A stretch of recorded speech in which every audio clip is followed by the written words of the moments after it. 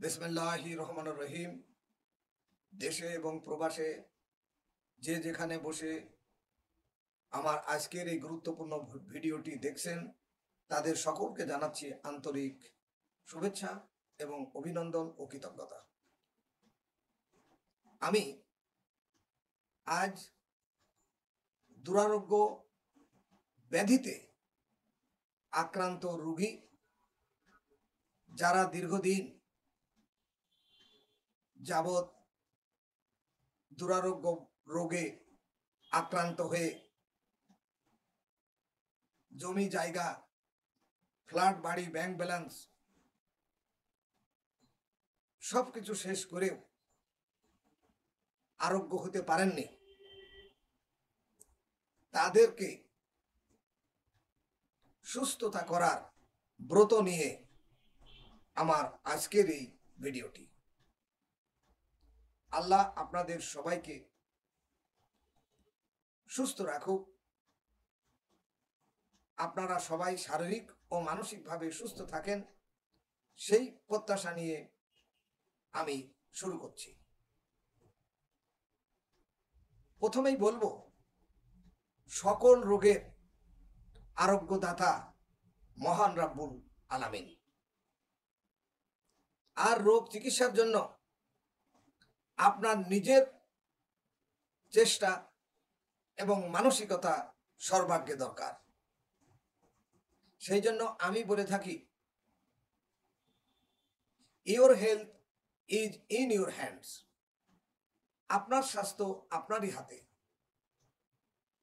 Professor doctor MD Fazlul হক।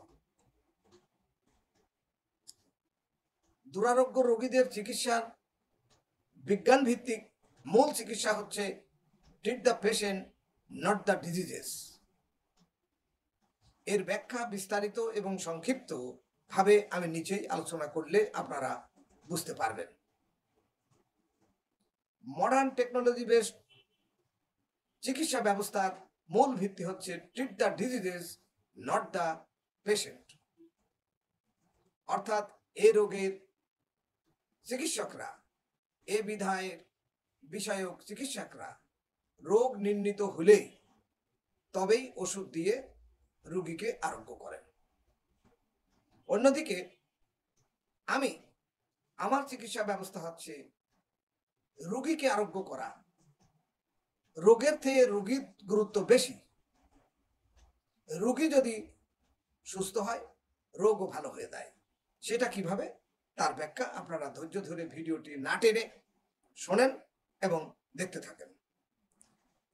আপনারা জানেন, chronic disease like asthma, bronchitis, gout, arthritis, rheumatism, tumour, benign কিংবা malignant, cyst, constipation, piles, fistula in অ্যানো,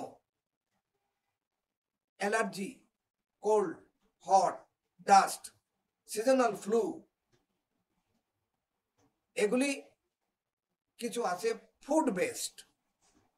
immunoglobulin, IgA, এই IgA, IgM, এগুলি যদি আপনি blood test করেন তাহলে বুঝতে পারবেন নর্মাল রেঞ্জ থেকে অনেক বেশি আপনার ব্লাডে রয়েছে।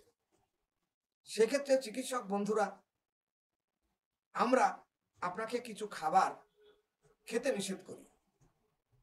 এখন ওষুধের পাশাপাশি আপনি যদি খাদ্যখানা থেকে যেসব খাবার থেকে আপনার রোগের বৃদ্ধি হয় সেই সব খাবারগুলি যদি আপনি মেনে বিছে না চলেন, খাবার থেকে যদি আপনি বিরত না থাকেন, তাহলে কিন্তু আপনি আরোগ্য হতে পারবেন না।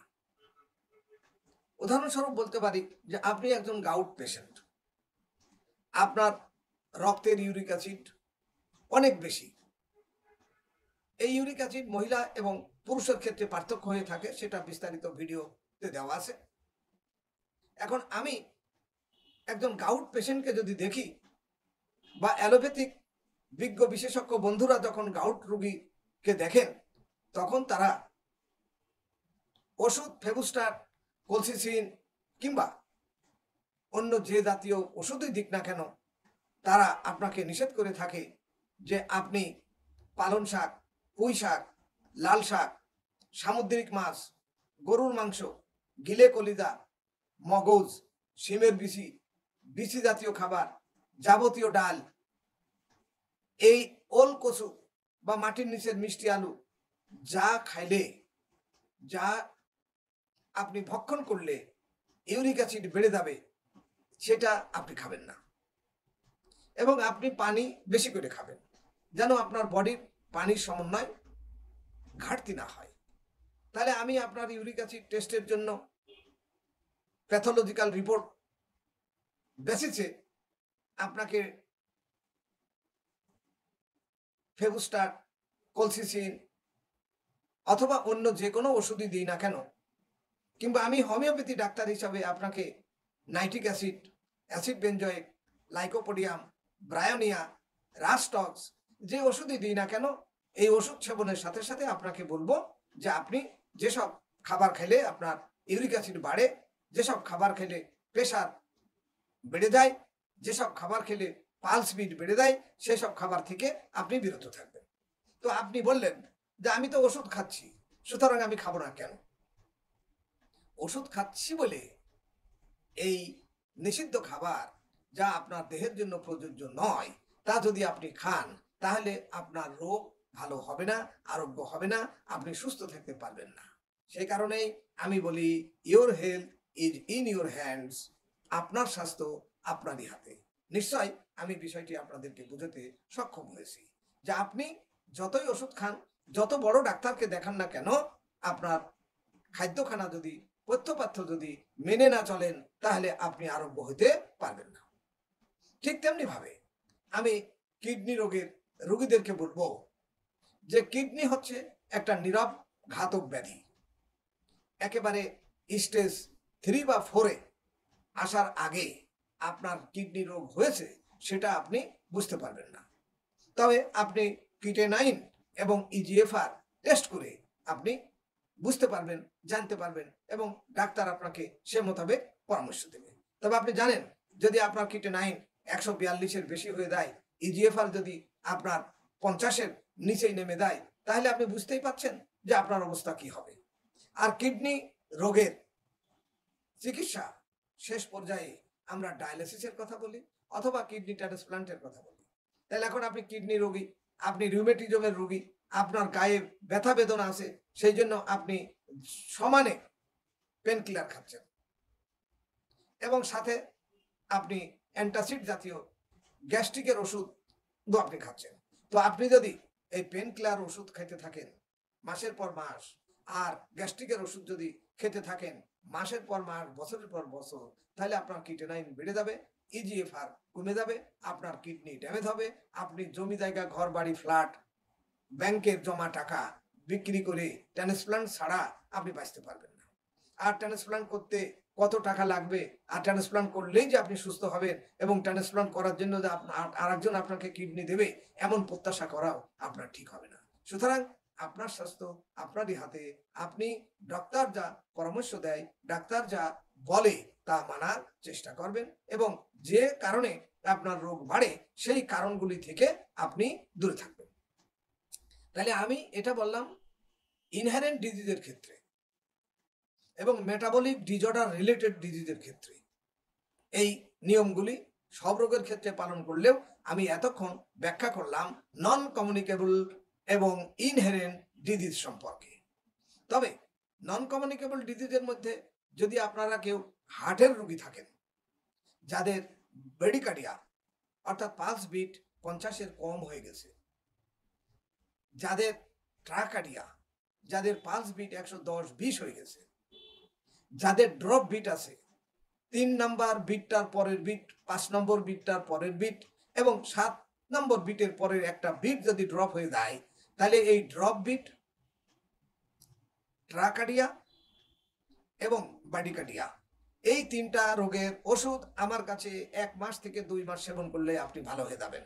আপনার পেসমেকার লাগানো লাগবে না, আপনার লক্ষ টাকা খরচের কোনো প্রয়োজন হবে না। আপনি ইচ্ছা করলে পরীক্ষা করে দেখতে পারেন। আমি মানব সেবায় ব্রত নিয়ে আপনাদের শরীর ও অর্থ উভয় সাশ্রয় করার জন্য আমার এই প্রচেষ্টা। আমাকে মানুষ বাংলাদেশে চিকিৎসক হিসাবে খুব বেশি একটা চেনে না কিংবা জানে না, বাট ব্যাঙ্গালোরে গিয়ে মানুষ আমার খোঁজ পায় যে ওখানে তো এই রোগের জন্য ডাক্তার ফজলুল হক আছে, এত দূরে আসছেন কেন। এরকমের ডকুমেন্টেশন, এরকমের ডকুমেন্ট আমার কাছে আছে। আপনি আসলে আমার থেকে দেখতে পারেন, জানতে পারেন। আমাদের সবচেয়ে বড় সুসংবাদ হচ্ছে যে বর্তমান বিশ্বে রোগ নির্ণয়ের জন্য রয়েছে অত্যাধুনিক মডার্ন টেকনোলজি, যেমন X ray, MRI, ETT, echo, ultrasono, nebuliser, biopsy এবং আপনার হল্টার মেশিন সহ এমন সব মডার্ন টেকনোলজি বের হয়েছে এবং এমন সব প্যাথোলজিক্যাল টেস্ট বের হয়েছে যা দিয়ে আপনার শরীরের, আপনার সেলে কোথায় রোগ, কি রকমের কি রোগ হয়েছে, সেই সেলটির সূক্ষ্মাতি সূক্ষ্ম যে সেল, সেখানে কি হয়েছে তা আইডেন্টিফাই করে ওষুধ দেওয়া সম্ভব হচ্ছে। কিন্তু সেই ওষুধটা হচ্ছে treat the diseases, not the patient. এখন ওয়ার্ল্ড হেলথ অর্গানাইজেশন প্রাণান্ত চেষ্টা চালাচ্ছে মানুষের কল্যাণ করার জন্য। বিশ্বের উন্নত, অনুন্নত, উন্নয়নশীল দেশে এই মডার্ন টেকনোলজি ব্যবহার করে কমিউনিকেবল এবং নন কমিউনিকেবল ডিজিজ সমূহ আইডেন্টিফাই করে বিজ্ঞ বিশেষজ্ঞ, এক্সট্রা অর্ডিনারি ব্রিলিয়েন্ট ডাক্তাররা কস্টলি অ্যান্ড কমফোর্টেবল হাসপাতালের মাধ্যমে রোগীদেরকে আরাম দেওয়ার চেষ্টা করছে, উপশম দেওয়ার চেষ্টা করছে। কিন্তু আমি যেসব রোগের কথা বলেছি, asthma, gout, arthritis, rheumatism, rheumatoid, piles, fistula in, ano, brain tumour, headache, টিউমারের মধ্যে বিনাইন আর ম্যালিগন্যান্ট, ক্যান্সার, এই যে ওষুধ, এই যে রোগ আইডেন্টিফাই করা সম্ভব হলেও India, Delhi, Bangalore, Chennai, Bangkok, Thailand, Singapore, Mount Elizabeth, UK, USA, USSR, বিভিন্ন উন্নত দেশে চিকিৎসকরা এইসব চিকিৎসার কাজে নিয়োজিত আছেন বটে, কিন্তু তারা নিজেরাই বলে যে এসব রোগ নিয়ন্ত্রণ করে রাখা সম্ভব, আরোগ্য হওয়া সম্ভব নয়, অর্থাৎ প্যালিয়েটিভ। সুতরাং এই প্যালিয়েটিভের ক্ষেত্রে যেসব রোগী তারা ফেরত দেয়, সেই সব রোগীকেই আমি দেখে থাকি। আমি রোগী দেখি treat the patient, not the diseases. এর অর্থ আপনাদেরকে সামান্য কথায় বলি, আপনি জানেন যে বিশ্বে প্রায় 775 কোটি মানুষ, প্রত্যেকের আচার আচরণ, রুচি, মেজাজ, সাংস্কৃতিক পৃথক। এমনকি একই পিতামাতার ঔরসে এবং গর্ভে জন্মিত দুটি টুইন বেবিরও আচার আচরণ, রুচি, মেজাজ, বৈশিষ্ট্য আলাদা, এক নয়, এক হইতে পারে না। এখন আপনি জাতি, ধর্ম, বর্ণ নির্বিশেষে সকল জ্বরের রোগীকে প্যারাসিটামল দিচ্ছেন, এমজির পার্থক্য ভেদে। তাহলে জাপানে মিস্টার এক্স এর 104 ডিগ্রি জ্বর, তার প্যারাসিটামল। বাংলাদেশে একজন রোগীর 104 ডিগ্রি ফারেনহাইট জ্বর, তারও প্যারাসিটামল। আমেরিকার একটি ছেলের 104 ডিগ্রি জ্বর, তাকেও আপনি দেবেন প্যারাসিটামল বা এই গ্রুপের ওষুধ দিয়ে জ্বর কমাইতে হবে, আর পরামর্শ পাবেন মাথা ধোয়াইতে হবে, গা মোছা করতে হবে। এটা চিকিৎসার ওষুধের বাইরের কথা। এখন আপনি বলেন জাপানের খাদ্যখানা, জাপানের মানুষের পরিবেশ, সংস্কৃতি, বাংলাদেশের মানুষের আচার আচরণ, খাদ্যখানা, পরিবেশ, আমেরিকার মানুষের আচার আচরণ, খাদ্যখানা, পরিবেশ কি এক? অবশ্যই এক নয়। সুতরাং ওষুধ এক হইতে পারে না। সেই জন্য modern technology treat the disease, identify the disease, then applying the medicine. অর্থাৎ রোগ নির্ণীত হলে ওষুধ সিলেকশন হচ্ছে। আর আমি ট্রিট দ্য পেশেন্ট, অর্থাৎ এই রোগীটা তার বয়স কত, ওজন কত, ফর্সা না কালো, লম্বা না বেটে, মোটা না চিকন, সে কি খাদ্য পছন্দ করে, কোন খাদ্য পছন্দ করে না, ঝাল টকের মধ্যে কি খায়, কি স্বপ্ন দেখে, কি ভয় পায়, এই সব কিছু বিবেচনা করে, সাথে মা বাবা উত্তরাধিকার সূত্রে কি রোগ সে নিয়ে আসছে। বাবার ডায়াবেটিস থাকলে ছেলের ডায়াবেটিস হতে পারে, নাও পারে। বংশে ক্যান্সার থাকলে ক্যান্সার উত্তরাধিকারী ভাবে হতে পারে। অতীতে রোগীর নিউমোনিয়া হয়েছিল, তারপর থেকে রোগী অসুস্থ, রোগী মানসিকভাবে খুবই পর্যুদস্ত, সেই জন্য তার রোগ সারছে না, রোগ হচ্ছে। এই যে আমরা বর্তমান, অতীত এবং উত্তরাধিকার সূত্রে প্রাপ্ত রোগ সমূহ বিবেচনা করে তারপরে একটা রোগীকে ওষুধ দেওয়া হয়। সেই সাথে তার খাদ্যখানা, ভাষা, কৃষ্টি, উৎপাদিত ফসলের ধরন এবং কোন খাদ্যে রোগ বাড়ে, কোন খাদ্যে কমে, কোনটা খাওয়া উচিত, কোনটা খাওয়া উচিত নয়, এসব বিবেচনা করে প্রতিনিয়তই যেগুলি বাতিল ঘোষিত হয়েছে সেই সব রোগীদের চিকিৎসা করে থাকি। আমার কাছে আসলে সব রোগী ভালো হবে তা নয়, আমার কাছে 70 থেকে 80% রোগী ভালো হবে। আমার স্লোগান হচ্ছে অ্যালোপ্যাথি এবং হোমিওপ্যাথি সমন্বয়ের মাধ্যমে যদি ওয়ার্ল্ড হেলথ অর্গানাইজেশন চিকিৎসার ব্যবস্থা করে তবে একটি রোগী ভালো হতে পারে। একটি রোগীর পেপটিক আলসার হয়েছে, যা মডার্ন টেকনোলজি দিয়ে ধরা যাবে। আর আমার কাছে পেপটিক আলসারের রোগী আসলে আমি মেডোরিনাম দিলে ওই জায়গাটি যে ঘা হয়েছিল, যে ক্ষত হয়েছিল, যে আলসার হয়েছিল তা সেরে যাবে, অপারেশন দরকার হবে না।